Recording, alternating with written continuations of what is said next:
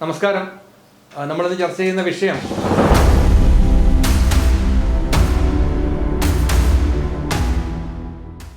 ലൂസിഫറിൻ്റെ രണ്ടാം ഭാഗമായിട്ടുള്ള എമ്പുരാൻ ഞങ്ങൾ കഴിഞ്ഞ ദിവസം കണ്ടു. രണ്ടാം ദിവസമാണ് കണ്ടത്. ഇന്ന് മൂന്നാം ദിനമാണ്. നമ്മൾ സമ്മിശ്ര പ്രതികരണങ്ങളായിരുന്നു നമ്മൾ കണ്ടുകൊണ്ടിരുന്നത്. അപ്പോൾ എന്തായാലും ഈ സമ്മിശ്ര പ്രതികരണങ്ങളുടെ കാരണം എന്താണെന്ന് നമുക്ക് പരിശോധിക്കാം. അതിനുമുമ്പ് ഈ സിനിമയെക്കുറിച്ച് നമുക്ക് പറയുമ്പോൾ സിനിമയിൽ വലിയ മോഹൻലാലിൻ്റെ ഒരു എൻട്രി ഒക്കെ പറയുമ്പോൾ വളരെ റിച്ചായിട്ടുള്ള ഇത്ര ക്ലാസ്സായിട്ടുള്ള ഒരു എൻട്രി പുള്ളിക്ക് വേറെ ഒരു സിനിമയിലും കിട്ടിയിട്ടില്ല. അതൊരു പ്രാവശ്യമല്ല, 2 പ്രാവശ്യം പുള്ളിയുടെ എൻട്രി ഉണ്ട്. അതൊക്കെ ജനങ്ങൾ കൈയടിച്ചു പോകുന്ന രംഗങ്ങളാണ്. അതേപോലെ തന്നെ ആദ്യത്തെ ഒരു 30 മിനിറ്റ് എന്ന് പറഞ്ഞാൽ നല്ല ത്രില്ലിംഗ് ആയിട്ടുള്ള 30 മിനിറ്റുകളാണ്. അവിടെ നടക്കുന്ന സംഭവം എന്താണ് എന്നുള്ളതിനെ സംബന്ധിച്ച് നമുക്ക് പിന്നെ പറയാം. പക്ഷേ ആ പോർഷൻ എടുത്തിരിക്കുന്ന രീതികൾ വളരെ ഒരു ഡയറക്ടറെ, ഒരു ഇൻ്റർനാഷണൽ ലെവലിൽ ഉള്ള ഒരു ഡയറക്ടറെ നമ്മളവിടെ അദ്ദേഹത്തിന് ഇവിടെ കാണാൻ കഴിയും. മഞ്ജു വാര്യരുടെ ആ ക്യാരക്ടർ, മഞ്ജു വാര്യർക്ക് നല്ല രീതിയിൽ അഭിപ്രായം കിട്ടത്തക്ക രീതിയിലുള്ള ക്യാരക്ടർ കൈകാര്യം ചെയ്യാൻ മഞ്ജു വാര്യർക്ക് കഴിഞ്ഞു. നല്ല മേക്കിംഗ് ആണ്, നല്ല വീഡിയോഗ്രാഫിയാണ്, നല്ല മ്യൂസിക്കാണ്. എല്ലാം കൊണ്ടും അത് ഒരു നല്ല പടമാണ് എന്ന് പറയേണ്ടി വരും. കാരണം എനിക്ക് അങ്ങനെ പറയേണ്ടി വരുന്നത് ചിലപ്പം ഒരു സമ്മിശ്ര പ്രതികരണം പുറത്തു വന്നതിന് ശേഷം 2ാം ദിവസം കണ്ടതുകൊണ്ടാവാം. ഞാൻ അത്ര വലിയ പ്രതീക്ഷ ഇല്ലാതെയാണല്ലോ ഞാൻ തിയേറ്ററിലേക്ക് കയറുന്നത്. അപ്പോൾ അതുകൊണ്ട് തന്നെ ആവാം. അതുകൊണ്ട് നിങ്ങൾക്കൊക്കെ ഇനിയിപ്പോൾ നിങ്ങൾ അത്ര വലിയ പ്രതീക്ഷയില്ലാതെ തന്നെ നിങ്ങൾ തിയേറ്ററിലേക്ക് കയറുമ്പോൾ നിങ്ങൾക്ക് തീർച്ചയായിട്ടും ഈ പടം ഇഷ്ടപ്പെടാനുള്ള സാധ്യത കൂടുതലാണ്. അതുകൊണ്ട് നിങ്ങൾ തീർച്ചയായിട്ടും ഈ പടം നിങ്ങൾ കാണുക തന്നെ വേണം. കാരണം മലയാളത്തിലെ യുവാവ് എടുത്ത ഒരു പടം എന്ന രീതിയിൽ, മലയാളത്തിന് അഭിമാനത്തോടെ വെക്കാൻ പറ്റുന്നൊരു പടം എന്ന രീതിയിലൊക്കെ നമ്മൾ മേക്കിങ്ങിനെ സംബന്ധിച്ചും അതിൻ്റെ ക്ലാസ്സായിട്ടുള്ള ചിത്രീകരണത്തെ സംബന്ധിച്ചും ഒക്കെ ഭയങ്കര റിച്ചായിട്ടുള്ള ഒരു ആറ്റിറ്റ്യൂഡൊക്കെ ഉണ്ടാക്കിക്കൊണ്ടാണ് വിവിധ രാജ്യങ്ങളിൽ 10-16ഓളം രാജ്യങ്ങളിൽ പോയാണ് ഈ പടം ചിത്രീകരിക്കപ്പെട്ടത്. അതുകൊണ്ടൊക്കെ തന്നെ ഈ പടം കാണേണ്ടത് പടം തന്നെയാണ്, കാണുക തന്നെ വേണം. അമിതാഭ് ബച്ചനും രജനീകാന്ത് ഒക്കെയാണ് ഇതിൻ്റെ പ്രൊമോഷനൊക്കെ കൂടി വർക്ക് ചെയ്തത്. അപ്പോൾ അതുകൊണ്ട് ഈ പടം നിങ്ങൾ കാണുക തന്നെ വേണം. നമുക്ക് സമ്മിശ്ര പ്രതികരണം വന്നു എന്ന് ഞാൻ ആദ്യം പറഞ്ഞു. ആ സമ്മിശ്ര പ്രതികരണം വരാനുണ്ടായ കാരണങ്ങൾ നമ്മൾ കണക്ക് കൂട്ടുമ്പോൾ 2-3 കാര്യങ്ങൾ നമുക്ക് പറയേണ്ടി വരും. ഒന്ന്, ആവശ്യമില്ലാതെ കൊടുത്ത ഒരു ഹൈപ്പുണ്ട്. ഒരു പടം ഇറങ്ങുമ്പോൾ സാധാരണഗതിയിൽ ഒരു പടം ഇറങ്ങി വരിക എന്ന പോലെ വരണം. അത് കാരണം അതുപോലെ വന്നില്ല എന്നുള്ളതായിരിക്കാം ഒരു പക്ഷേ ഒരു ഭാഗം പ്രേക്ഷകരെ നിരാശപ്പെടുത്തിയത്. രണ്ടാമത് എന്ന് പറഞ്ഞാൽ ഒരു കമ്മ്യൂണൽ ഡിവൈഡിങ് ആറ്റിറ്റ്യൂഡ് അതിനകത്ത് കാണുകയുണ്ടായി.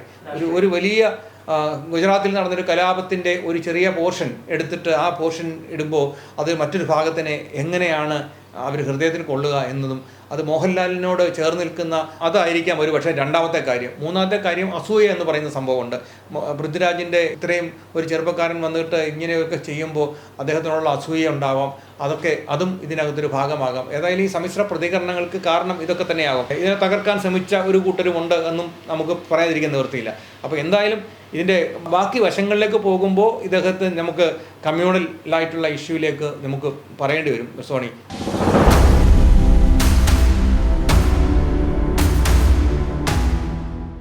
എമ്പുരാനെ കുറിച്ച് ആൾക്കാർക്കൊരു പ്രതീക്ഷ വല്ലാതെ കൊടുക്കുക എന്ന് പറയുമ്പോൾ പ്രതീക്ഷയ്ക്കൊത്ത സാധനം നമ്മുടെ കയ്യിലുണ്ടോ എന്ന് ചിന്തിക്കാതെ ചെയ്തു എന്ന് വേണം ആദ്യം പറയാൻ വേണ്ടിയിട്ട്. പക്ഷെ പടത്തെ സംബന്ധിച്ച് പടം ഞാൻ സെക്കൻഡ് ഡേയിലാണ് കണ്ടത്. ഫസ്റ്റ് ഡേയിൽ തന്നെ ഇറങ്ങിയ ആൾക്കാർ നല്ല റിവ്യൂസ് പറയാതിരുന്നത് കൊണ്ട് എനിക്ക് വലിയ പ്രതീക്ഷ ഈ പടത്തിനകത്ത് ഇല്ലായിരുന്നു.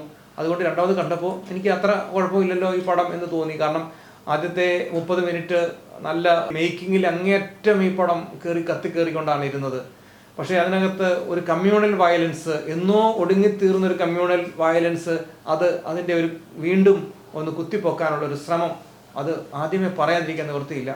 അത് ഒരിക്കലും ചെയ്യാൻ പാടില്ലാത്തതാണ്. ഒരു ഗുജറാത്ത് കലാപം തന്നെയാണ് കാണിച്ചിരിക്കുന്നത്, അതിന് മുമ്പുള്ള കലാപം കാണിക്കുന്നില്ല. അപ്പോൾ ഇതൊരു ഭാഗത്തിനെ വേദനിപ്പിക്കുമെന്ന കാര്യത്തിൽ സംശയമൊന്നുമില്ല. അപ്പോൾ അങ്ങനെ അതുപോലെ തന്നെ ബൈബിളുമായിട്ട് ബന്ധപ്പെട്ട് എന്തൊക്കെയോ ഉണ്ട് എന്ന് പറഞ്ഞു. ബൈബിളുമായിട്ട് ബന്ധപ്പെട്ട് സോണിക്കാണ് പറയാൻ പറ്റുന്നത്. അല്ല, എമ്പുരാൻ എന്ന് പറയുമ്പോഴത്തേക്കിന് ലൂസിഫർ എന്ന് പറയുന്ന ഒരു പേര് തന്നെ നമുക്ക് മനസ്സിലാക്കാൻ സാധിക്കും. ദൈവം തമ്പുരാനായിട്ട് ക്രൈസ്തവർ വിശ്വസിക്കുന്ന ദൈവത്തിനെതിരായിട്ടുള്ള ലൂസിഫർ, സാത്താനെയാണ് അവർ എടുത്തു കാണിക്കുന്നത്. ഇതും ഒരു വർഗീയപരമായ രീതിയിലേക്ക് നീങ്ങിക്കൊണ്ടിരിക്കുന്നത്. ക്രിസ്ത്യൻസിന്റെ ഇടയിൽ നിന്നും വളരെയേറെ എതിർപ്പ് ഈ പേരിന് ഇതുമായിട്ട് ബന്ധപ്പെട്ട് വന്നുകൊണ്ടിരിക്കുകയാണ്. പിന്നെ നമ്മളിപ്പോൾ ഓർക്കേണ്ട ഒരു കാര്യം എന്ന് പറഞ്ഞു കഴിഞ്ഞാൽ, മോഹൻലാൽ സിനിമകൾ ഇറങ്ങുമ്പോഴത്തേക്കിന് ഒരു വിഭാഗം, അതായത് മമ്മൂട്ടിയോടുള്ള വിരോധം കൊണ്ട് മോഹൻലാലിന്റെ സിനിമകൾ ഒരു ഭാഗം ഡീഗ്രേഡ് ചെയ്യാൻ ശ്രമിക്കുന്നു എന്നുള്ള ഒരു ആരോപണം ഇപ്പോഴും നിലനിൽക്കുന്നുണ്ട്. ഇപ്പൊ ആ ആരോപണം പറയുന്നവരാണ് ഇപ്പം മോഹൻലാലിന്റെ സിനിമയെ ഡീഗ്രേഡ് ചെയ്തുകൊണ്ടിരിക്കുന്നത് ഇപ്പൊ ഈ ഒരു അവസരത്തിൽ. ഇതുമായിട്ട് ബന്ധപ്പെട്ട് സാറിന് എന്താണ് സംസാരിക്കാനുള്ളത്? ഇതിനകത്ത് ഒരു പകരം വീട്ടാൻ കാത്തിരുന്ന കുറെ ആൾക്കാർ ഇറങ്ങി പുറപ്പെട്ടിട്ടുണ്ട് എന്നുള്ളത് സത്യമാണ്. കാരണം ഈ പടം കാണാതെ തന്നെ അതിനെക്കുറിച്ച് കമന്റ് ഇടുക, അതിനെക്കുറിച്ച് റിവ്യൂ ചെയ്യുക, ആ പടം പൊട്ടും എന്ന് പറയുക. പടം സാമ്പത്തികമായി അവർക്കൊരിക്കലും പരാജയപ്പെടാൻ സാധ്യത കുറവാണ്. കാരണം അവർ അതുപോലെ ഹൈപ്പ് കൊടുത്തിട്ടുണ്ട്. 3500ഓളം കോപ്പികൾ അവർ ഓൾറെഡി റിലീസാക്കിയിട്ടുണ്ട്. അവിടെ നിന്നെല്ലാം കോടികൾ ഒരാഴ്ച കൊണ്ട് തന്നെ അവർക്ക് ആ കളക്ഷനൊക്കെ തിരിച്ചു പിടിക്കാൻ കഴിയും. പക്ഷേ ഇത് മോഹൻലാലിനെ കടുംപെട്ട് വെട്ടുന്നത് പോലെ തോന്നും എന്ന് ആരെങ്കിലും പറഞ്ഞാൽ തെറ്റ് പറയാൻ പറ്റില്ല. കാരണം മോഹൻലാലിനെ കുറിച്ച് നമ്മളെല്ലാം ഓരോ മലയാളികളും മമ്മൂട്ടിയെ മാത്രം സ്നേഹിക്കുന്നവരായിട്ടില്ല, മമ്മൂട്ടിയെ മോഹൻലാലിനെ സ്നേഹിക്കുന്നവരാണ്. അവരുടെയൊക്കെ മനസ്സിലൊരു വല്ലാത്ത നൊമ്പരം ഉണർത്തിക്കൊണ്ടാണ് മോഹൻലാലിൻ്റെ കുറേ പടങ്ങൾ അടുത്തടുത്ത കാലത്ത് പരാജയപ്പെടുകയും അദ്ദേഹത്തിന് തിരിച്ചു വരാനൊരു വഴിയാണ് എമ്പുരാൻ എന്ന് നമ്മൾ കരുതുകയും ചെയ്തെടുത്ത് അദ്ദേഹത്തിൻ്റെ പേര് മാത്രം ഉപയോഗിച്ചിട്ട് കോടിക്കണക്കിന് രൂപ ചിലവാക്കി ഒരു പടം ഉണ്ടാക്കി. അത് ഇങ്ങനെ ആവരുതായിരുന്നു. അതിനകത്ത് സ്ക്രിപ്റ്റ് കുറച്ചുകൂടെ വർക്ക് ചെയ്യണമായിരുന്നു. മാത്രമല്ല ഇതിനകത്തൊരു കമ്മ്യൂണൽ വയലൻസ് ഉണ്ടാക്കി അതിനകത്തൂടെ നെഗറ്റീവായിട്ടായാലും പോസിറ്റീവായിട്ടായാലും ആളിനെ തിയേറ്ററിൽ കയറ്റുക എന്ന താൽക്കാലിക ഉദ്ദേശം മാത്രമാണ് എന്ന് പറയേണ്ടി വരും. മുരളി ഗോപിയെ സംബന്ധിച്ച് വലിയ നല്ലൊരു സ്ക്രിപ്റ്റ് പ്രതീക്ഷിച്ചതാണ്. ഒരു സ്ക്രിപ്റ്റിൻ്റെ ഒരു വർക്ക് അതിനകത്ത് കണ്ടില്ല. അതൊക്കെ ഒരു വലിയ പോരായ്മയായിട്ട് കാണുന്നുണ്ട്.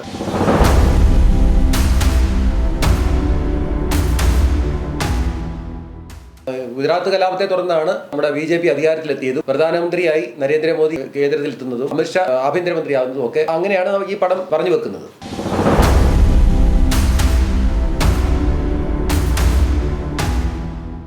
ഒന്ന് മനസ്സിലാക്കേണ്ടത്, ഇത് സെൻസർ ബോർഡാണ് ഈ സിനിമ പ്രദർശനത്തിന് അനുവാദം കൊടുത്തിരിക്കുന്നത്. അപ്പം ഇതിനകത്ത് അങ്ങനെ ഒരു സംഭവം ഉണ്ടെങ്കിൽ അവരത് നിരോധിക്കേണ്ടതല്ലേ? അതിനെപ്പറ്റി സാറിന് എന്തെങ്കിലും പറയാനുണ്ടോ? ഇല്ല, അത് ഇപ്പം തന്നെ കേരളത്തിലെ അധ്യക്ഷൻ പറഞ്ഞു കഴിഞ്ഞു. നമ്മൾ ഇനിയും ഇതിൻ്റെ പേരും പറഞ്ഞ് ഞങ്ങൾ കമ്മ്യൂണൽ ഇതിനകത്തേക്ക് ഞങ്ങൾ കൂടുതൽ കടന്നു വരുന്നില്ല. പക്ഷേ ഒരു വിഷയം കൈകാര്യം ചെയ്യുമ്പോൾ പൊതുജനങ്ങൾ ഇത്രയും ലക്ഷക്കണക്കിന് കോടിക്കണക്കിന് ആൾക്കാർ വീക്ഷിക്കാൻ പോകുന്ന ഒരു പ്രശ്നമാകുമ്പോൾ അതിനെ വികലമായി കൈകാര്യം ചെയ്യരുത്.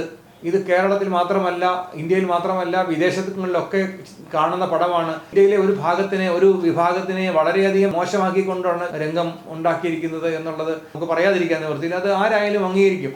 കാരണം അതിനകത്ത് ഒരു പ്രശ്നം നടന്നതിൻ്റെ ഒരു ഭാഗം ഉണ്ട്, അതിനകത്ത് ഒരു ഭാഗം മാത്രം അടർത്തിയെടുത്താണ് അത് ചെയ്തിരിക്കുന്നത്. അപ്പം അങ്ങനെ ഒരു ഭാഗം ചെയ്യണമെങ്കിൽ ആ ഒരു കഥ കൃത്യമായി ഇദ്ദേഹത്തിന് ചെയ്യാമല്ലോ. പൃഥ്വിരാജിന് ആ കഥ കൃത്യമായി ചെല്ലാം. ഗുജറാത്ത് കലാപം കൃത്യമായി ചെയ്യാമല്ലോ. അതിനകത്ത് രാഷ്ട്രീയ മുതലെടുപ്പ് നടത്തിയവരെ പുറത്തു കൊണ്ടുവരാമല്ലോ. ഇതിനെല്ലാം അവസരമുണ്ട്. പക്ഷേ ഇതിനകത്ത് ഒരു ഭാഗം മാത്രം കാണിക്കുക, 10 മാസം ഗർഭിണിയായിട്ടുള്ള ഒരു സ്ത്രീയെ ബലാത്സംഗം ചെയ്യുന്നത് കാണിക്കുക, അവരുടെ വയറ്റിൽ കത്തി കുത്തി ഇറക്കുന്നത് കാണിക്കുക. ഇതൊക്കെ ആൾക്കാരിലേക്ക് എന്ത് ഇമ്പാക്റ്റാണ് ഉണ്ടാക്കാൻ പോകുന്നത് എന്ന് അറിയില്ല.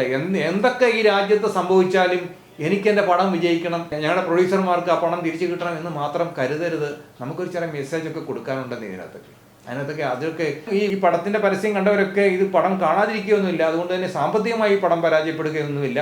പക്ഷേ മോഹൻലാലിനെ നമ്മൾ കടുംപെട്ട് വെട്ടാൻ പാടില്ല. മോഹൻലാലിന് കുറച്ചുകൂടെ ഇത്രയും കഴിവുള്ള, ഇത്രയും നമ്മുടെ ഹൃദയത്തിൽ കൊണ്ടു നടന്ന ഒരു ആളിനെ നമ്മൾ ആ ആളിൻ്റെ പേര് ഉപയോഗിച്ചിട്ട് പണം ഉണ്ടാക്കാൻ ശ്രമിക്കരുത്. അദ്ദേഹത്തിന് കൂടി എന്തെങ്കിലും ബെനിഫിറ്റ്സ് ഉണ്ടാകേണ്ടതുണ്ടായിരുന്നു. ഈ ഇത്ര വലിയ അബ്രാം ഖുറേഷി എന്ന് പറയുന്ന അദ്ദേഹം ഇറങ്ങി വന്ന് കഴിഞ്ഞ പിന്നെ നടത്തുന്നതെല്ലാം ചന്തയിലുള്ള അടി പോലത്തെ അടികളാണ് പിന്നെ അങ്ങോട്ട് കുറച്ച് കാണുന്നത്.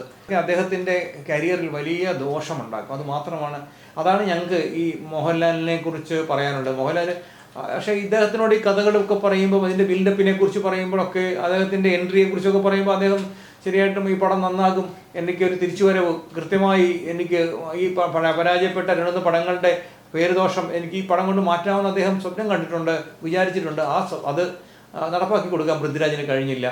ഇനിയും ഒരു പടത്തിനും അദ്ദേഹത്തിൻ്റെ മേലുല്ലാസം ഉപയോഗിച്ച് രക്ഷപ്പെടാം എന്ന് ഇനിയുമെങ്കിലും കരുതരുത്. അങ്ങനെയുണ്ടെങ്കിൽ നല്ലൊരു സ്ക്രിപ്റ്റ് അതിനകത്തുണ്ടാകണം. നമുക്ക് മേക്കിങ്ങിനെക്കാട്ടിലൊക്കെ നല്ലൊരു സ്ക്രിപ്റ്റ് ഇല്ലെങ്കിൽ നമുക്ക് ഇതിൻ്റെ മുന്നിലത്തെ ഫസ്റ്റ് പാർട്ട് നമ്മൾ കണ്ടതാണല്ലോ. ആ ഫസ്റ്റ് പാർട്ടിലൊക്കെ നമുക്ക് എത്രമാത്രം സന്തോഷവും അതിൻ്റെ സ്ക്രിപ്റ്റിനെ സംബന്ധിച്ചും ഒക്കെ നമ്മുടെ ആ സ്വാതന്ത്ര്യ സമരത്തിൻ്റെ ആ പാട്ടുകളും ഒക്കെ നമ്മുടെ ഹൃദയത്തിൽ നിന്ന് മാറിയിട്ടില്ല. മുരളി ഗോപിയെക്കുറിച്ചുള്ള നമ്മുടെ വലിയ പ്രതീക്ഷയായിരുന്നു. അതായിരുന്നു ഈ പടത്തിലേക്ക് നമ്മളെയൊക്കെ ആനയിച്ചത്. പക്ഷേ അത് അത്രമാത്രം ഗുണം കണ്ടില്ല എന്ന് പറയേണ്ടി വരും. പക്ഷേ ഇതിനകത്ത് 5 പേർക്ക് നല്ലൊരു റോള് കിട്ടി എന്നുള്ളതാണ് സത്യം. പിന്നെ അതാണ് ഇപ്പോൾ ഇവിടെ പറയാനുള്ളത്.